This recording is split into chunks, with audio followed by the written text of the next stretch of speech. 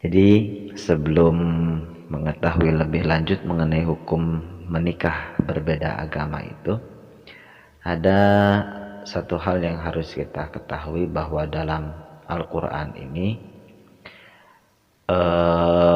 ada beberapa istilah atau ada beberapa golongan yang memang Al-Quran sendiri membolehkan seorang muslim, tetapi muslimnya lelaki ya, menikah dengan orang-orang non-muslim.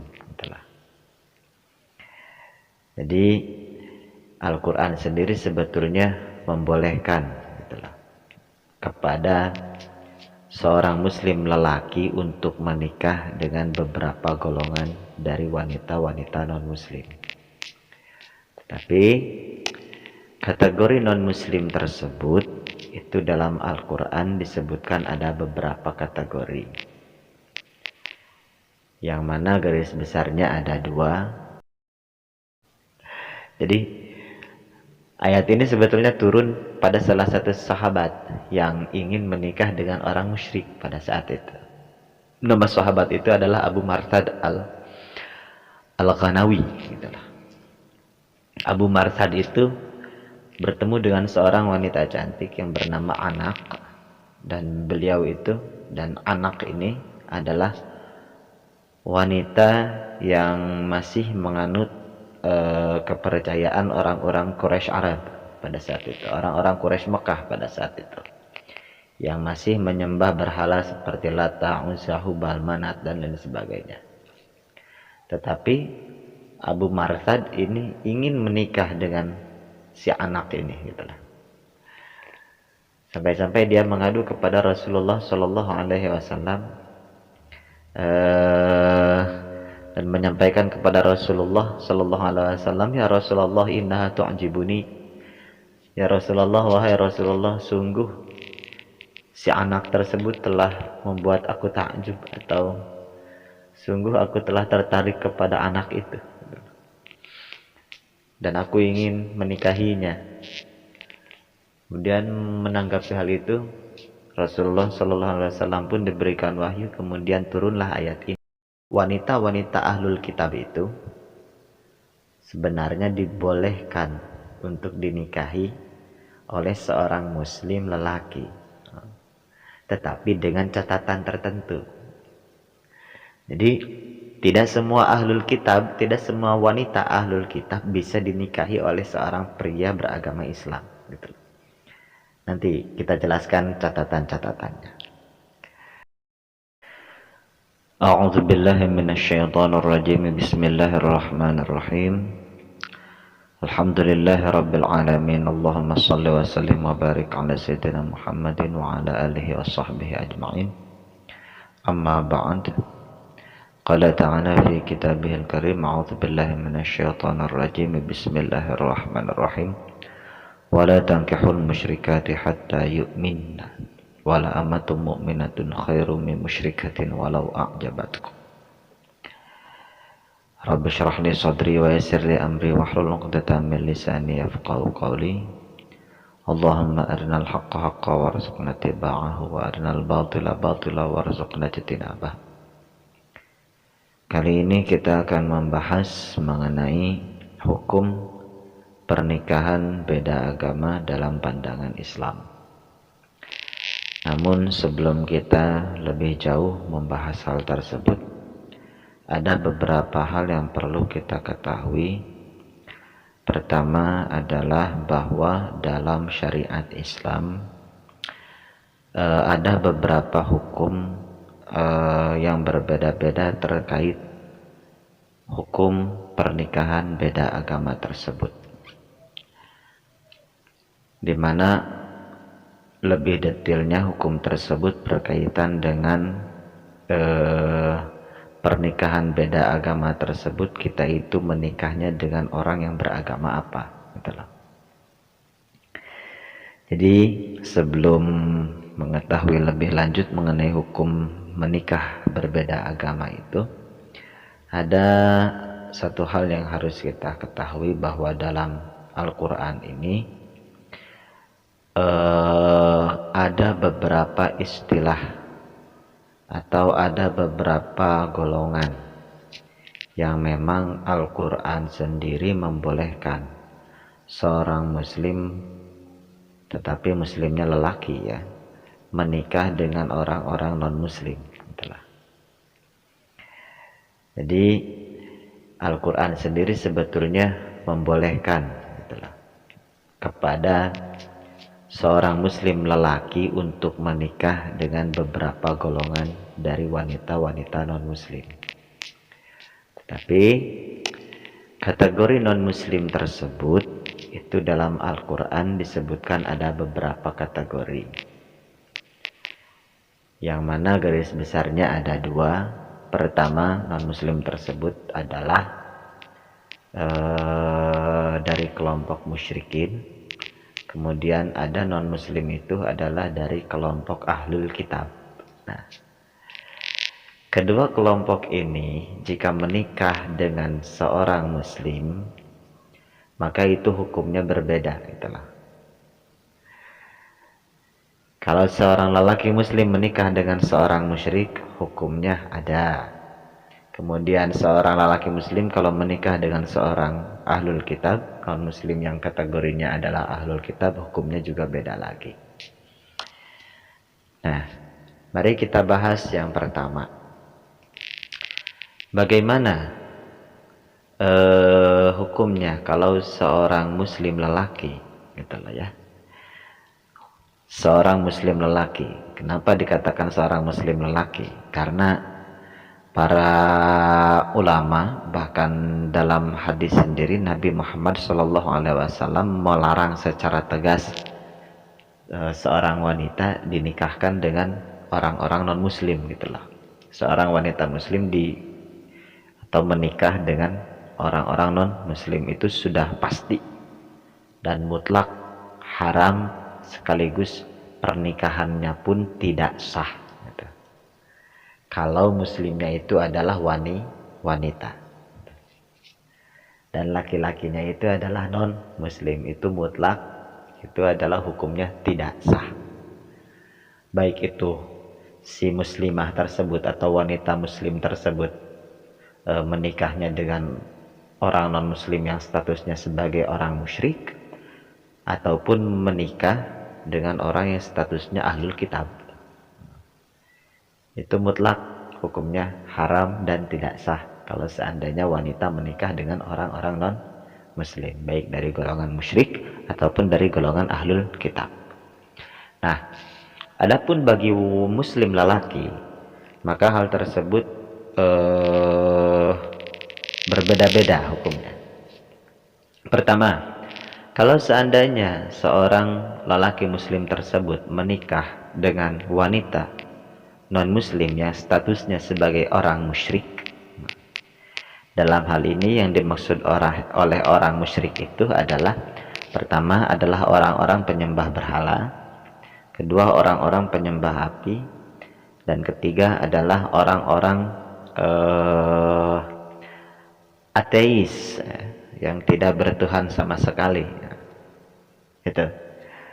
Kemudian orang-orang yang beragama selain agama samawi, yakni selain agama Nasrani, Yahudi ataupun Islam, maka itu hukumnya mutlak haram hukumnya seorang muslim lelaki menikah dengan orang-orang tersebut, dengan wanita dari golongan tersebut, entah itu Buddha, Hindu, Konghucu dan lain sebagainya, itu haram.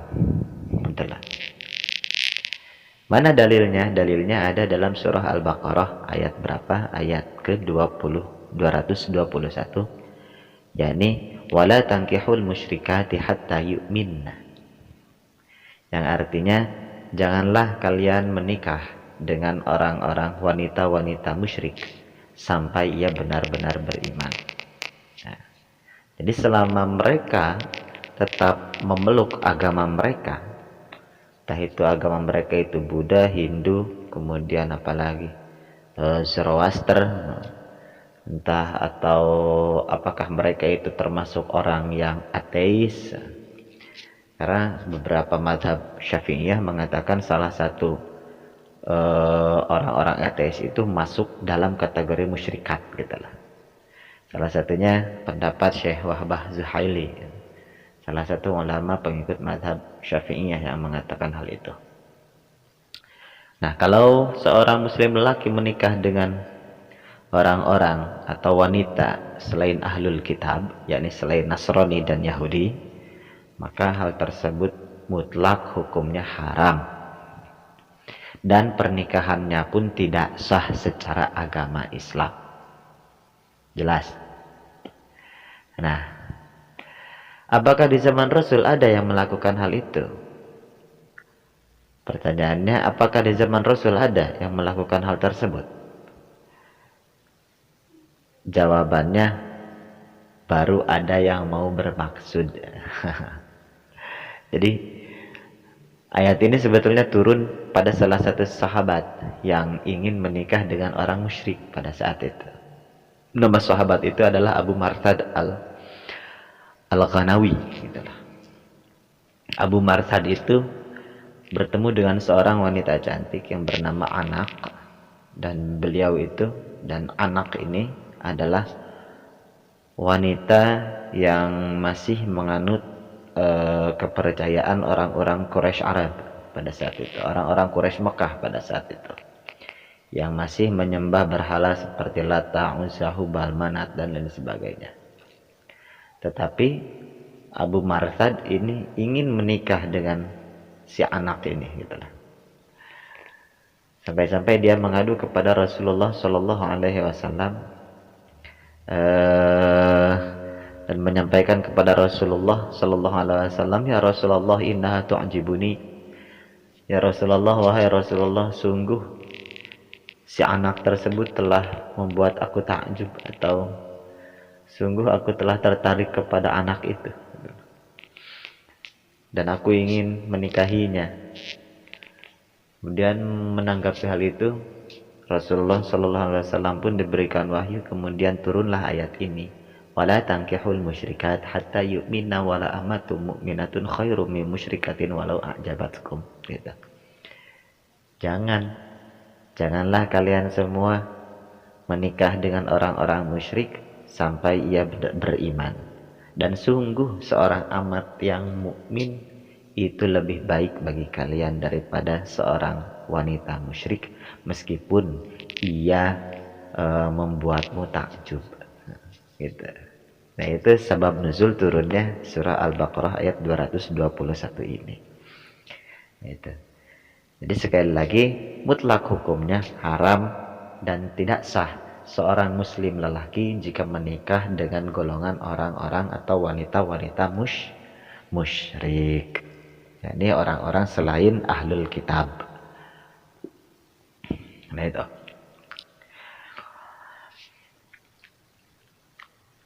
Dalam satu riwayat juga disebutkan bahwa Ibnu Abbas pernah berkata mengenai ayat ini, ya, bahwa yang dimaksud orang-orang musyrikat di sini adalah nisa'u ghairi ahlul kitab, yakni wanita-wanita yang bukan ahlul kitab. Kenapa selain wanita ahlul kitab? Karena dalam hal ini Ibnu Abbas menjelaskan bahwa wanita-wanita ahlul kitab itu sebenarnya dibolehkan untuk dinikahi oleh seorang muslim lelaki, tetapi dengan catatan tertentu. Jadi tidak semua ahlul kitab, tidak semua wanita ahlul kitab bisa dinikahi oleh seorang pria beragama Islam, gitu. Nanti kita jelaskan catatan-catatannya. Nah, itu satu. Kemudian dalam riwayat Abu Daud juga masih diterima dari Ibnu Abbas mengatakan bahwa yang dimaksud wanita-wanita musyrik di sini adalah yakni sama wanita-wanita selain wanita ahlul kitab. Kenapa? Karena wanita-wanita ahlul kitab itu dikecualikan. Sebab ada ayat dalam surah Al-Maidah, wal muhsanatu minal ladzina utul kitab. Nah, itu salah satu ayat yang menunjukkan bahwa seorang lelaki muslim boleh menikahi wanita ahlul kitab, tetapi dengan catatan. Nanti catatannya kita bahas nanti. Kemudian Ibnu Abbas juga mengatakan bahwa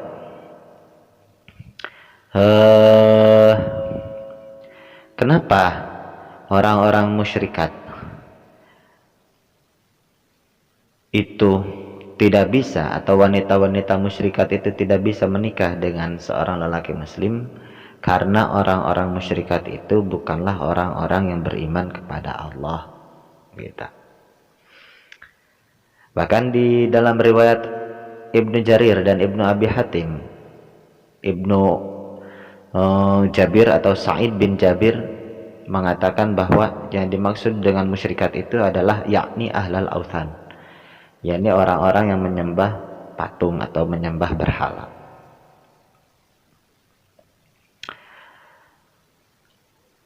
Kemudian dari riwayat Abdul Razak yang diterima dari Abd bin Hamid, yang diterima dari Qatadah, mengatakan bahwa yang dimaksud oleh musyrikat tersebut di sana adalah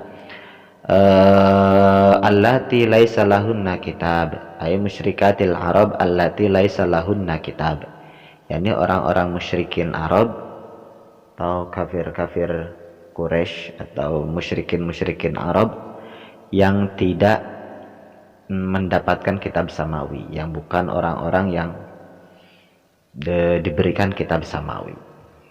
Itu yang dimaksud dengan musyrikat. Kemudian ada riwayat dari Abd bin Hamid al-Hammad mengatakan bahwa yang dimaksud oleh musyrikat di sini adalah innama dzakal majusiyah wa ahlul authan, adalah orang-orang majusi, yakni orang-orang yang menyembah api, dan orang-orang wa ahlul authan, orang-orang yang menyembah berhala. Itu mutlak hukumnya tidak boleh menikah dengan orang-orang muslim, baik lelaki ataupun wanita. Nah itu. Kemudian bagaimana hukumnya kalau seandainya kita menikahnya itu, atau seorang lelaki tersebut, lelaki muslim tersebut menikahnya dengan ahlul kitab? Dan bagaimana kalau seandainya yang menikah dengan ahlul kitab itu adalah wanita muslim? Maka saya akan menjawab terlebih dahulu pertanyaan yang kedua, yakni hukum menikahnya wanita muslimah dengan ahlul kitab itu sepakat para ulama fikih mengatakan haram dan tidak sah. Sebab berdasarkan hadis Rasulullah Shallallahu Alaihi Wasallam yang juga melarang para wanita-wanita muslimah untuk menikah dengan ahlul kitab. Jelas. Nah itu. Adapun kalau seandainya lelaki muslim menikah dengan para ahlul kitab atau wanita ahlul kitab, maka hukumnya boleh, tetapi dengan catatan. Pertama, catatannya itu adalah si wanita ahlul kitab tersebut termasuk muhsonat. Termasuk siapa? Muhsonat, orang-orang yang terjaga. Dalam artian si wanita ahlul kitab tersebut bukanlah seorang ahluz zina. Jelas. Bukan ahluz zina atau orang-orang wanita-wanita pelacur. Jadi pertama syaratnya itu adalah si ahlul kitabnya itu, wanita ahlul kitabnya itu, yakni ahlul kitab itu Nasrani atau Yahudi, dia itu si wanitanya bukan termasuk muhsanat, orang-orang yang sering melakukan zina. Jadi muhsanat syaratnya itu pertama, yakni wanita-wanita ahlul kitab yang terjaga. Yang kedua, syaratnya itu adalah, syarat bolehnya ya, adalah wanita ahlul kitab tersebut adalah wanita ahlul kitab yang bukan musyrik juga. Jelas. Yang bukan termasuk golongan musyrik. Sebab ada ahlul kitab, yakni Nasrani atau Yahudi yang termasuk musyrik. Siapa mereka yang meyakini bahwa seperti halnya Yesus itu adalah anak Tuhan? Itu sudah termasuk kategori musyrik. Dan dalam hal ini Ibnu Abbas juga mengatakan bahwa orang-orang dari ahlul kitab juga ada orang-orang yang termasuk golongan musyrik. Di antaranya orang-orang yang meyakini bahwa Isa itu adalah putra Allah, atau Yesus itu putra Allah. Dan itu sudah termasuk kategori musyrik. Maka kalau wanita ahlul kitabnya tersebut meyakini Yesus putra Allah, maka hukumnya haram bagi seorang lelaki muslim menikah dengannya. Nah, sebab hal itu juga sudah masuk kategori musyrikat meskipun dia ahlul kitab. Jelas. Tetapi di sisi lain, Ibnu Abbas di salah satu riwayat yang lain justru membolehkan juga sebetulnya meskipun bukan golongan musyrikat. Meskipun si ahlul kitabnya itu termasuk golongan musyrik. Jadi di satu sisi Ibnu Abbas itu mengkategorikan membolehkan wanita ahlul kitab, entah itu musyrikat ataupun ghair musyrikat, ya, boleh untuk menikah dengan seorang lelaki muslim di satu sisi. Tapi di sisi lain Ibnu Abbas juga melarang hal tersebut. Itulah. Nah itu. Di sisi lain Ibnu Abbas melarang kalau seandainya ahlul kitabnya adalah minal musyrikat, ahlul kitabnya adalah orang-orang musyrik yang menganggap adanya Tuhan selain Allah, yakni seperti halnya menganggap bahwa Isa adalah putra Allah, maka hal tersebut tetap hukumnya haram. Itu di satu sisi. Makanya dalam hal ini ulama-ulama ahlul fikih sepakat kalau seandainya ahlul kitabnya adalah orang musyrikat atau wanita-wanita musyrikat, maka hukumnya haram dan tidak sah bagi seorang lelaki muslim menikah dengannya. Tetapi kalau seandainya si wanita ahlul kitab tersebut bukan termasuk golongan musyrikat, bukan orang yang menyekutukan Tuhan dan tidak mempercayai adanya Tuhan selain Allah, atau tidak mempercayai bahwa Yesus itu anak Allah, maka itu hukumnya boleh. Tetapi kebanyakan ahli fikih mengatakan bolehnya dengan hukum makruh. Jelas. Nah itu hukum pernikahan beda agama dalam Islam. Jadi sekali lagi kesimpulannya, kalau seandainya wanita muslimah menikah dengan orang-orang muslim, baik orang musyrik atau orang ahlul kitab, itu hukumnya mutlak haram dan tidak sah pernikahannya. Tetapi kalau seandainya laki-laki muslim, bagi laki-laki muslim, maka hukumnya ada beberapa hukum. Pertama, jika lelaki muslim itu menikah dengan wanita musyrik, maka itu hukumnya haram dan tidak sah. Kedua, jika lelaki muslim tersebut menikah dengan ahlul kitab, yakni Nasrani atau Yahudi, maka hukumnya ada beberapa hukum. Pertama, kalau seandainya si ahlul kitab tersebut adalah wanita ahlul kitab tersebut adalah orang yang terjaga dari zina, maka itu hukumnya boleh dan sah menikah dengan wanita tersebut. Tetapi tetap hukumnya makruh.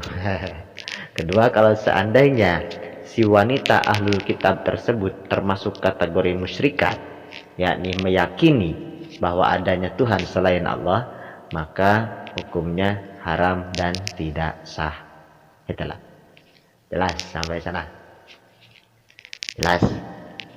Jadi ahlul kitab itu yang boleh dinikahi oleh lelaki muslim itu adalah ahlul kitab pertama yang terjaga atau bukan ahli zina, yang kedua adalah bukan ahlul kitab yang musyrikat. Ya, nah itu ketentuannya. Tapi meskipun boleh, jumhur ulama tetap mengatakannya sebagai makruh. Nah, jelas sampai sana. Sekarang bagaimana dengan kondisi saat ini? Ahlul kitab saat ini. Sepertinya ahlul kitab saat ini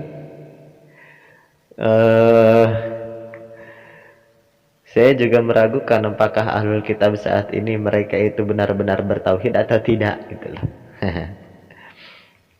Sebab rata-rata ahlul kitab di zaman sekarang ini kebanyakan mereka itu sudah termasuk kategori musyrikat. Sudah termasuk kategori orang-orang musyrik yang meyakini bahwa Yesus itu adalah putra Allah. Nah, salah satunya itu. Maka hal tersebut jelas sudah tidak bisa seorang muslim lelaki menikah dengan mereka. Dan itu juga secara agama tidak sah gitu loh. Dan lagi pula banyak juga orang-orang yang ahli kitab yang memang sudah bukan termasuk orang-orang muhsanat yang terjaga itu juga. Apalagi sekarang kan seks bebas itu sudah marak kan. Jadi susah juga membedakannya ya. Nah itu. Nah, makanya untuk lebih hati-hati kita ambil hukum yang lebih hati-hati. Yani sudahlah jangan neko-neko cari menikah dengan orang yang beda agama. Sudahlah cari wanita yang masih seagama gitulah. Daripada nantinya kita terjerumus kepada hal-hal yang tidak diinginkan. Jelas sampai sana. Maka pakailah hukum yang lebih hati-hati supaya kitanya terjaga. Kenapa? Karena agama itu yang paling utama gitu. Dalam pernikahan itu Islam itu menjaga sangat menjaga keutuhan agama seseorang. Sebab begini, dari pernikahan itu nantinya akan saling mempengaruhi satu sama lain gitulah. Entah itu suaminya yang terpengaruh istrinya atau istrinya yang terpengaruh suaminya. Daripada nantinya si suami terpengaruh sama istrinya hingga pada akhirnya dia murtad, nah lebih baik apa? Lebih baik menikahlah dengan orang yang masih muslim gitulah. Itu lebih aman dan lebih tentram gitulah. Itu lebih aman. Jangan hanya kita itu menikah hanya mengedepankan cinta gitu loh. Sebab Nabi itu tidak tidak menganjurkan kita menikah hanya berdasarkan cinta, tetapi fadfar bidzatiddin, pilihlah wanita-wanita yang memiliki agama. Itu yang lebih penting gitu loh. Jelas sampai sana? Nah, itulah hukum mengenai pernikahan beda agama dalam Islam. Jadi tidak mutlak semuanya haram gitu loh. Sebab ada dalam Al-Quran sendiri yang menjelaskan mengenai bolehnya seorang muslim lelaki menikah dengan ahlul kitab yang statusnya sebagai muhsanat, wanita-wanita yang terjaga sekaligus ghairi musyrikat, bukan wanita-wanita musyrik. Meskipun dalam hal ini para jumhur ulama mengatakan hal tersebut bolehnya itu tetap sebagai makruh. Jelas sampai sana. Mudah-mudahan ini ada manfaatnya. Mohon maaf atas segala kesalahan. Nafa'anallahu bihi wa bi'ulumihi wallahu a'lam bissawab.